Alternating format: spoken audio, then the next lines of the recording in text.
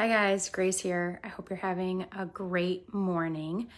I wanted to talk about some nonsense today, and I think I'm so clever with my little title of my video, but I hear a lot of nonsense from a day-to-day basis. And sometimes it's really not nonsense. I shouldn't call it that. That's very offensive, actually.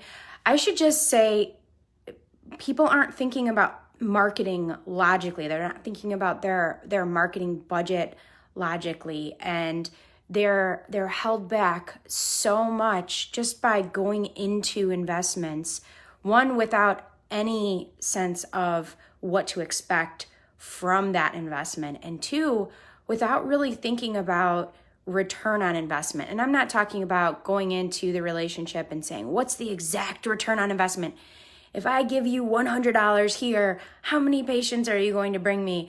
And I do have people who ask me those questions like, Grace, if I invest, $1,000 in this marketing method for this amount of time, exactly how many new patients am I going to see? And I'm like, come on, if it were that predictable, there would be no risk involved. Everyone would be a business owner and it would just be so easy.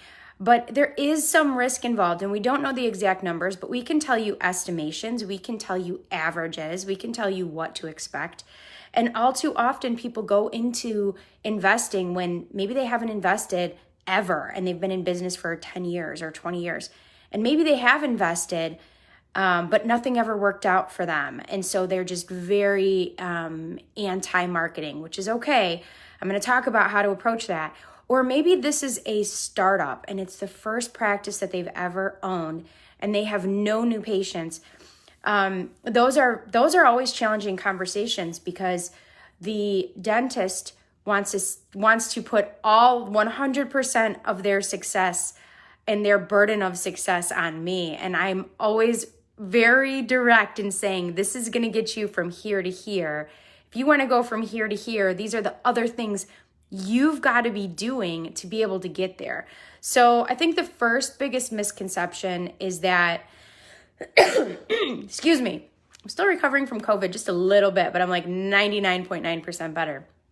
But the first piece of this is know what to expect. Ask for an average. What is the new patient acquisition cost typically for this method? So for example, Grace, if I'm going to utilize Google ads to attract implant patients, what do most doctors marketing to implants invest monthly, or even in my area or level of competition, what do they invest monthly and what do they typically see out of that? And I've had people ask me that question. When I say don't go under $3,000 a month in ad spend, you would think I said the most crazy thing for $3,000 a month. Listen, that money's not going to me. It is literally going directly to Google. And here's the thing, what is an implant case worth to you in your practice? Is it worth the $3,000 investment? Let it run for a few months. See how many leads, how many patients you get out of it. It is totally worth it, especially if you're doing an all-on-X case. It's a full mouth restoration. But here's what people do. They go, well, let's test it out with 500. Let's test it out. Let's do the minimum. Let's put 1,000 into it. And then if it works, we'll do more. But here's the thing. If the new patient acquisition cost for a full mouth reconstructive case in your competitive market is $800 and you put in 1,000, you might get zero back. And so then you might give up on the method forever. If it's it ends up being $1,000 new patient acquisition cost, you put in 3, you get 3 big cases out of that. You up it to 5,000, you get 5 big cases out of that. Look at your return on investment. Look at your big picture. What a lot of people tell me is, Grace, what would you do in this situation? I'm like, that's not what we're here to evaluate, because what I would do is hire as many people as possible, open as many practices. I'd find the best associates. It's like it's not real life when you're asking me what I would do, because that's imposing my personality into your marketing plan.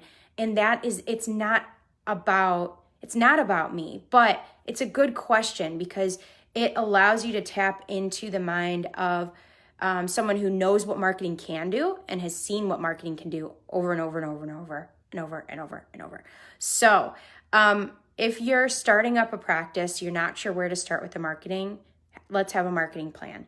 Let's set up a call. If you're you own an existing practice, it's established, you've never marketed, but you're starting to see a decline or level off, call me. Let's say you've done marketing and it's never worked for you. Call me. Maybe your tracking's off. Maybe your expectations are off. Maybe your budget's off. Maybe your creative messaging is off.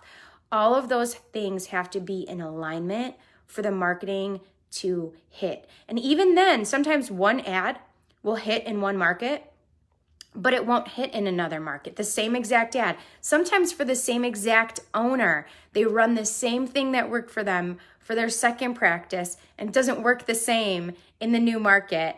So it's one of these things where no matter who you are, no matter what you do, marketing is a run it, test it, tweak it situation. And this is why it makes no sense to have a long-term contract. It makes no sense to just set it and forget it. You want to look at what's working. You want to track your new patient referral sources. There's so much opportunity for you through marketing. The biggest holdup is risk aversion and just having unrealistic expectations. So if we can fix those two things, get you comfortable taking the risk, get you comfortable with a budget that matches your expectations, matches your goals, then you will empower yourself to grow however you want. It's a very exciting, once you start to embrace marketing, it is so exciting because you can literally reverse engineer and say, okay, in a week, I want to do X amount of cosmetic cases. I want to do Y amount of restoration, implant cases. I want to do X amount of bread and butter. Eventually, I want to hire someone else to do the bread and butter. And I just want to do, treat, sleep apnea and place implants. And I want to be in office clinical 2 days a week. And you can literally change the makeup of your practice to accommodate what you want. And we all know when the business owner is fulfilled and happy because they're loving what they're doing, that passion and energy transmits to the team, it transmits to patient care. And so giving yourself that time to detail what are we doing? What do we want to be doing? This is after your why. This is more your how.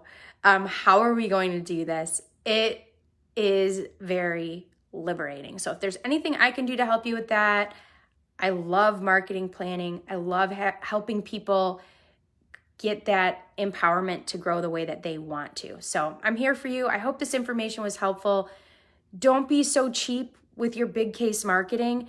A lot of people dip their toes in and waste time. So try to get over the hump of that risk aversion. Listen, that money doesn't go in my pocket. My management fees are set. So if I'm telling someone to invest more, it's not because I'm making more. And that's an important thing to consider, to know who you're working with, know their motivations. My whole goal is if you're happy with your marketing and your practice and the makeup of your practice, then we're going to work together for a very long time. So it's that simple. Anyways, I hope you guys have a wonderful day. Enjoy your families, and the little Halloween weekend is always fun. So have a great weekend, and if you need anything, I'm here for you. Thanks for being in the group. Please tell your friends about it. Have a great day.